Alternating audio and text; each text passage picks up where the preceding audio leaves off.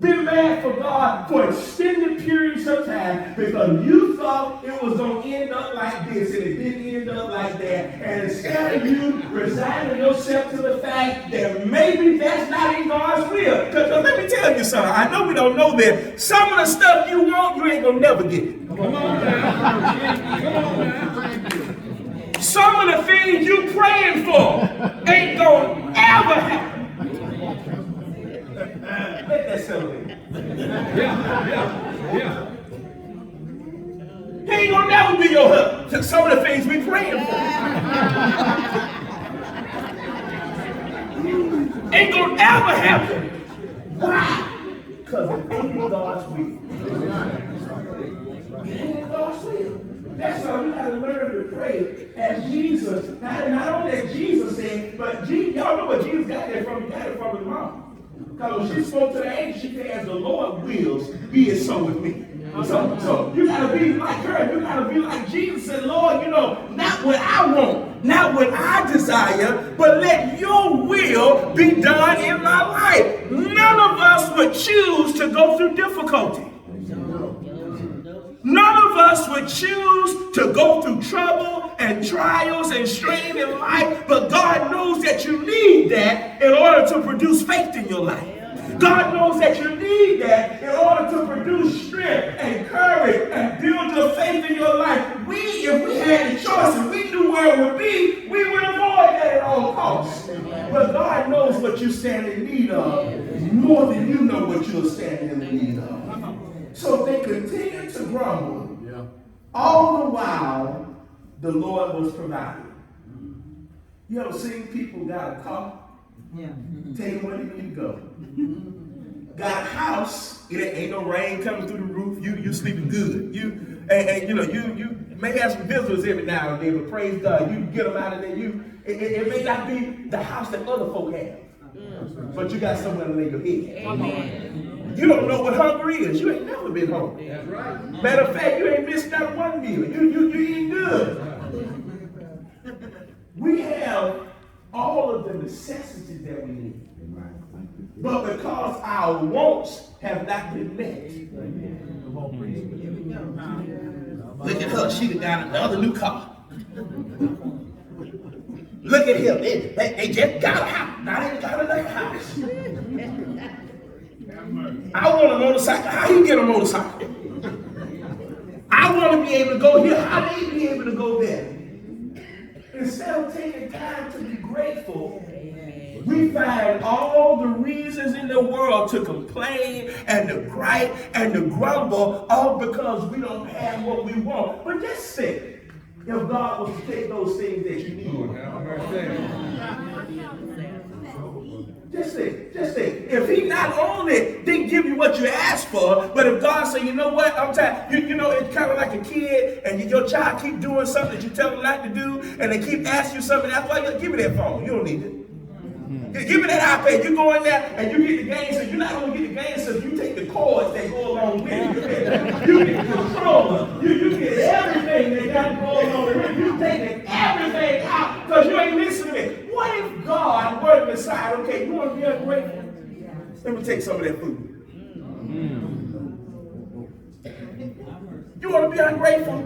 Let me take some of that air that you ain't thanked me for in years. See, we have no reason in the world to complain, no reason in the world to grumble, no reason in the world to gripe, because you are blessed better than you deserve. You are blessed better than you deserve. And now, if we were to just try to write down all the things we got to be grateful for, y'all know Jacksonville ain't got enough paper. Come on. Because you got to write down every breath the Lord never gave you. You got to write down every step the Lord gave you. You got to write down every piece of food the Lord gave you. You got to write down every dollar God gave you to pay your bill. We got so much to be grateful for. But here's what the devil wants you to see. He don't want you to see none of the stuff that the Lord is doing. He wants you to see what the Lord ain't doing. Y'all know that's the oldest trick in the book. What he did with Eve. God blessed them, put them in the garden. God said, I want you to keep it. I want you to tend to it. This is yours. And you got free range. You can eat the pomegranates. You can eat the bananas. You can eat the kiwi. You can eat the mango. You can eat the orange. You can eat the tangerine. You can have all of this stuff. But that one right there, don't touch it. Okay, they was good with that for a minute. Here comes the devil. What about that you right there? That was pretty good. Well, Satan, the Lord told me I couldn't have it. He told me if I have it, I'm going to die. And he come. You shall not surely die. He added something along with that. In essence, he was saying, God holding out on you. Because he knows that in the day that you eat it, you shall be like God, knowing good and evil. In other words, Eve, that's something else that you can have. I know you're satisfied with eating the little stuff that the Lord then gave you, but it's something more that you can have. It's something else that you can have. And let me tell you, she fell for the trap. Not only did she fall for the trap, but her husband fell for the trap. And all the while, I've always wondered where Adam was when this was going on. He could have been too far. Apparently, y'all, Adam's standing right there watching all this go on. Watching all this go on. She want to eat it. She her own person. You go right there and eat it. She went out there, overcame by the devil, then he come right behind her and fall into the trap. And here it is. When you get caught up in your sin and your iniquity, you always want to cover it up. You always want to cover it up because you don't want folk to see. And first thing they did, they got smart. They became seamstress, Sister Thorne, real quick. They out there sewing up leaves, trying to make them something to cover themselves up.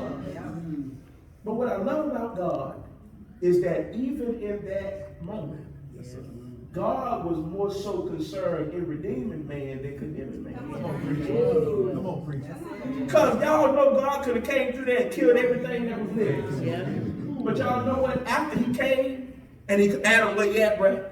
Where you hiding? Let me tell you, God always asks questions that he already know the answer to. Adam, where? I'm hiding. What you hiding for? Cover neck. Who told you was there? We can play 20 questions all day. Who told you were there? They don't see that God helped them hide themselves. God took animal skin and fashioned for them something to clothe themselves. That didn't stop God from putting the punishment on them that they deserved. But could y'all imagine if the first individuals would have just kept their eyes on what God had provided for them and not been so tempted by what could be, what you could have, what you might gain if you just eat this fruit? One little word changed their whole outlook. One little word got us in the predicament that we're our brothers. We got to get up every morning. Well, say it again, preacher. Say it again. Say it again, brother. So the camera, your husband got to get up every morning. And guess what? He got to go out there. He got to hit that car. And he got to work. Because some people wanted more than what God did. Come on, preach.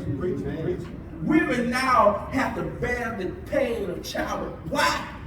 Because somebody wanted something outside of what God had provided for them. Y'all, whenever you go looking for the other stuff, it always leads you into some kind of trouble.